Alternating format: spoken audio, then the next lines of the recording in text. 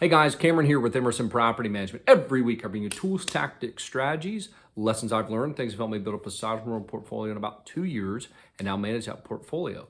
Today, guys, I want to talk about our lease, the Texas lease that we use to lease properties here in Greater Houston area. So you might be a tenant watching this. We're probably going to send it to you as a tenant. You might be a new owner and have some questions about how we do things in our lease, because we do not use a standard TAR lease, the Texas Association of Realtors.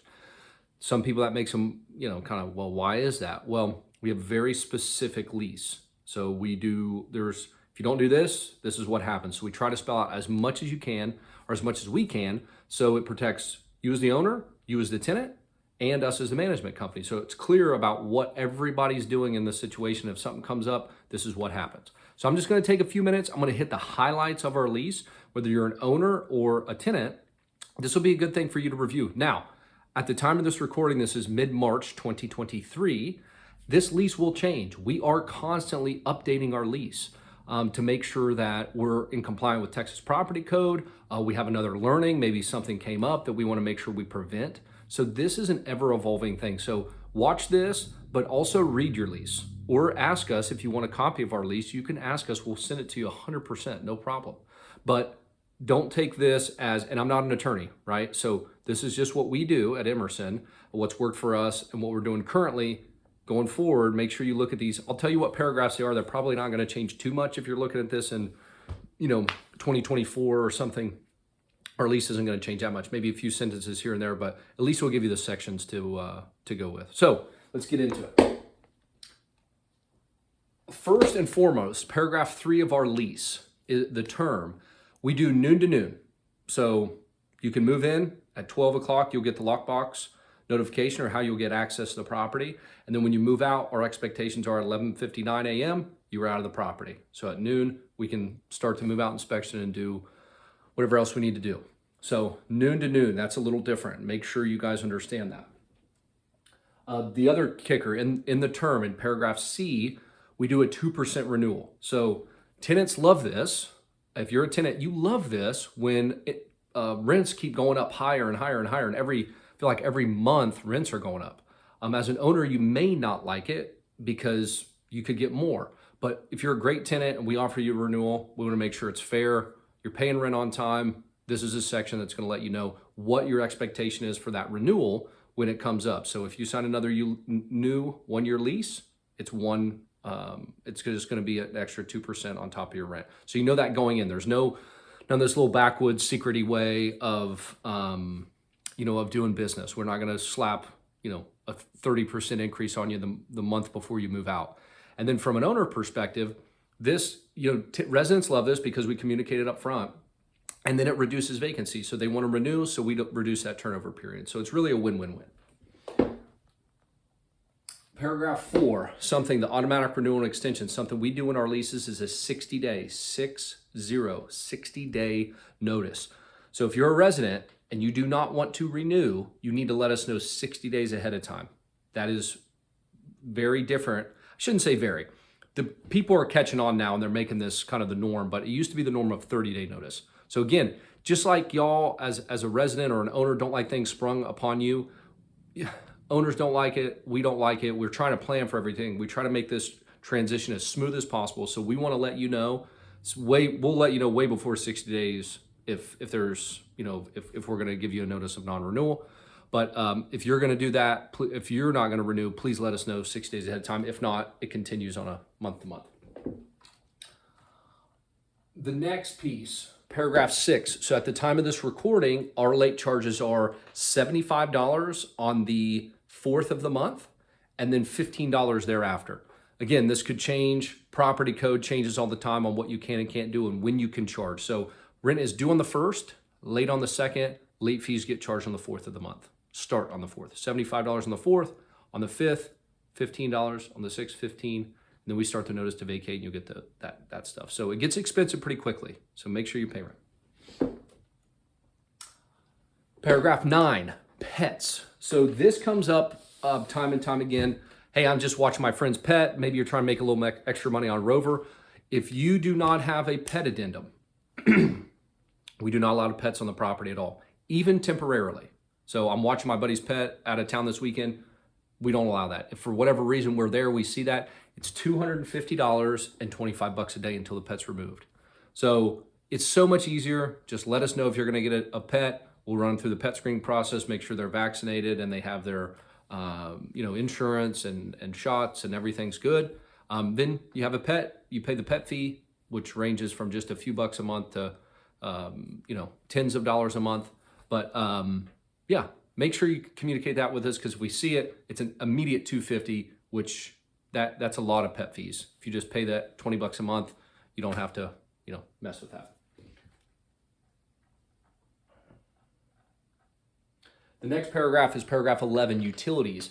In paragraph 11A-B, when you guys are moving into the property, make sure that you're setting up utilities. We will send you, as I'm talking to the residents now, we will send you some notifications about making sure you set up utilities. Please, please, please do this, because if not, you move into the property, we've shut off utilities, and you don't have your gas hot water heater working. So now you don't have hot water. The stove's not working. Umpteen different things. It might be freezing cold, and now it's super cold, or it might be hot and you don't have air. So make sure you set that up. There is a penalty. Currently, it's 50 bucks a day. So if you move in on the 1st and you don't set up utilities till the 5th, we max it out at 100 bucks, but it would be 50 bucks up to $100. So make sure you transition that. We don't want to charge that fee. I really don't like charging that, but just please get your utilities switched as soon as possible. So again, there's no lapse in electric, water, gas, anything like that. And then if you have questions about who pays what in utilities, make sure you refer to paragraph 11. Paragraph 14D. This does not come up very often, but I do want to explain this. So at the end of your tenancy, or let's just say you've given us a notice of non-renewal, you're going to buy a home, that's fantastic. We're going to market the property while you're in the property. So the last 30-ish days, we're going to put the property on the market, we're going to put a lockbox on the house, and we're going to try to get another tenant to come in. So we will do showings. There will be activity. You'll have to set up and approve showings. So, we'll set it up, but you'll have to approve it as a resident. And this, again, is just to limit the vacancy time. In this paragraph, it spells out that we're allowed to do that. The owner's allowed to advertise, place sign in the yard, whatnot. If you do not want that, then all you have to do, and it's spelled out here in paragraph, again, 14D2, is 1 month's rent. So if you don't want to do that over the last 30 days of your lease, then you need to pay a key box withdrawal authorization, which is 1 month's rent. So if you're paying $2,000 a month, you just pay us an extra $2,000. We will not have any showings. You will have complete peace and privacy until the last day of your lease, at noon when you have to be out. That's when we'll start all the marketing process. So just make sure that if you're going to comply with if you're okay with it being advertised, understand there are going to be people in the house. And if you deny those showings, it's $100. So if you think, oh, I'll just deny all of them. Everything's in the MLS. They're all licensed agents, so there's no, security issues. Everybody that comes in will be with a licensed agent in the state of Texas.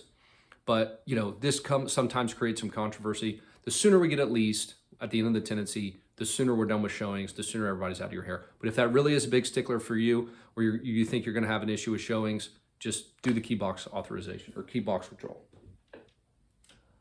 Move-in condition form. This comes up time and time again. I tell all the residents, please, please, please submit a move-in condition form. We will give you the form. We will tell you where it's at. We will send you a copy.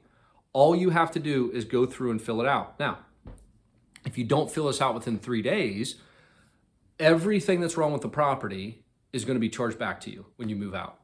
And that freaks some people out, but on that authorization form in this lease, it says if you do not report the issues in the property within 3 days of moving in, then we assume the property be free of all damages. Now, we do an independent third-party inspection on the move-in and a move-out, and we compare them. But for your protection, it is very much, as a tenant, it is very much helpful to go through and fill out the move-in condition form and upload it. That way, when we're doing the security deposit deductions and you said, this door already had a hole in it, and we're like, no, it didn't. Oh, wait, no, look, I have my move-in condition form. Yep, it did. You're not going to get charged for that. So fill it out. It's your protection. It's nobody else's. As the resident, it's your protection. Now, property maintenance. This is paragraph 17. I just want to talk through a few points here because property maintenance comes up time and time again. What are you responsible for as a resident?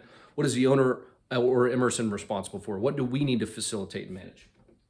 So read paragraph A. It lists out everything. I'm not going to talk through every single one. I just want to talk through a couple. One is changing the filters.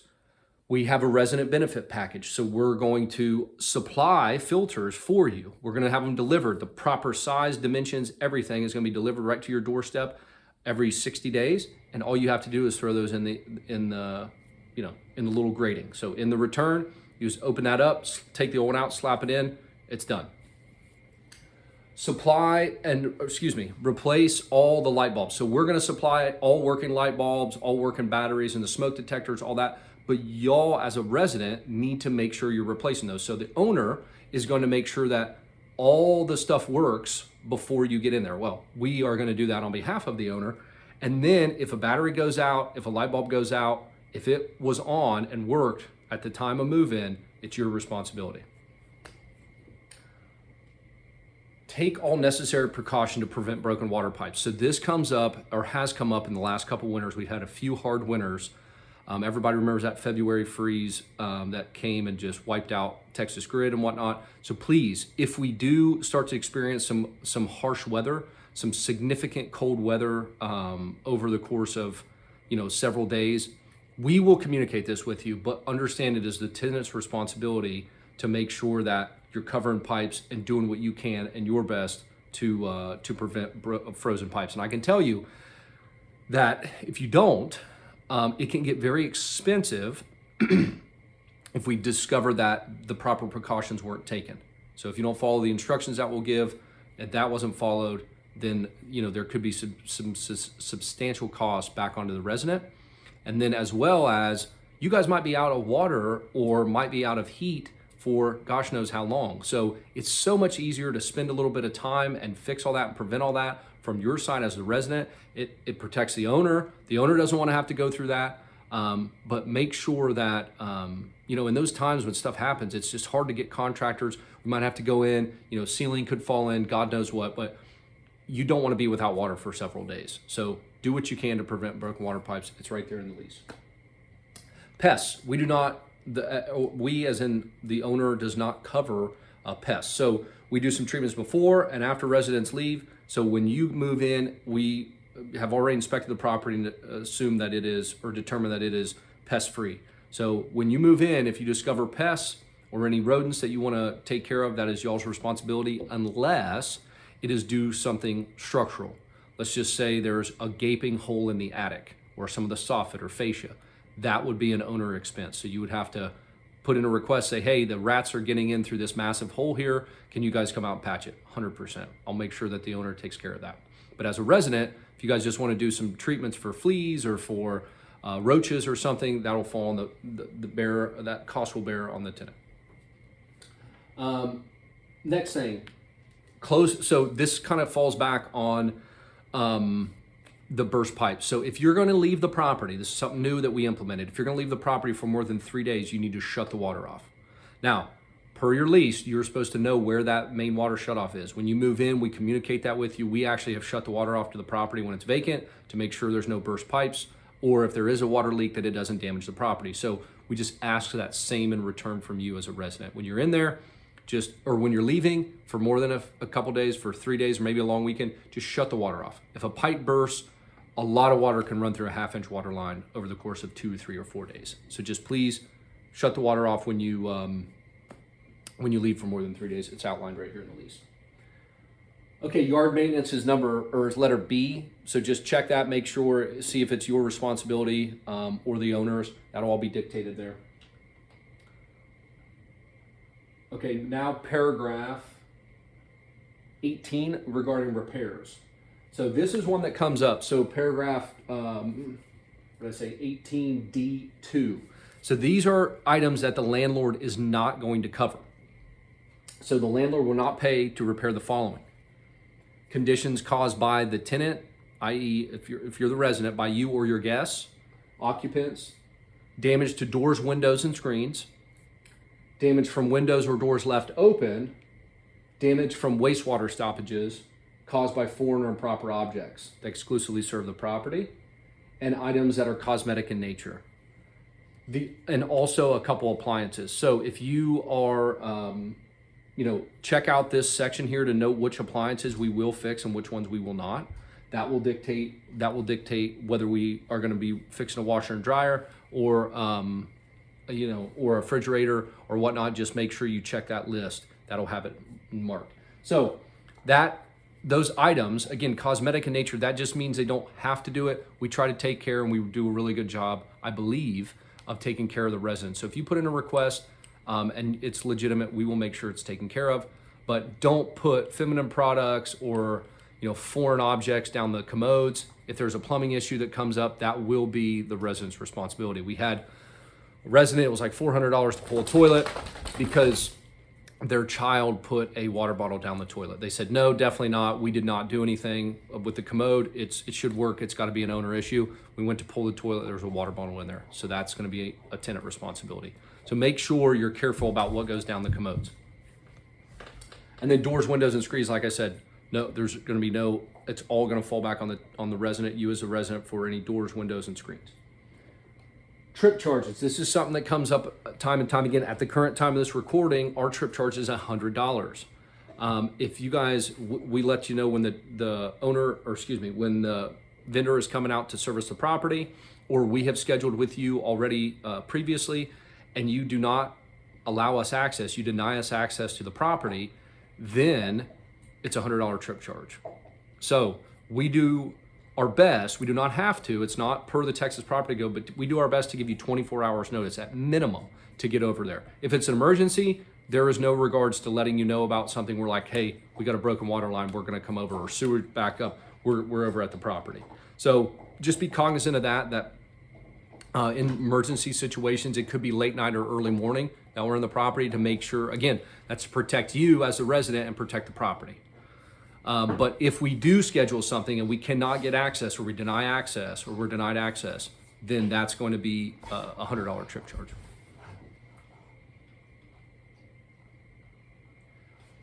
The last piece in here is paragraph 34. Now, God forbid this doesn't happen to any of you. This has happened in the past, and it is a shame when it does, but residents, apparently Lola doesn't like this either. Residents pass away. So if something happens to you, and you're just single living in the family, or you're single in this property, or you have a family and something happens to all y'all, then we need to know who to contact. We need to make sure we have an emergency contact. So this person cannot live in the property. It is not for any other purpose than just to make sure if something happens, who do we give your stuff to? Again, this is not something I like thinking about. It's not something I think most people think about, but please, please, please take a few minutes, just put an emergency contact on there so that if something does, God forbid something does happen, that we know who to get a hold of to hand your stuff over to. I believe that's the end of Lease. So I hope that was helpful. If it was, let me know. If it wasn't, let me know. If you're a resident, feel free to ask questions below. If you're an owner, feel free to ask questions on why we're doing what we're doing. I do want to just reiterate, this lease will change. We are always updating this lease to make it better and better, to protect you as the owner, as the tenant, and as us as the property manager. We're trying to make sure things are very clear. When there's clarity, we understand who's responsible for what. So I appreciate y'all tuning in. I'll see y'all next week.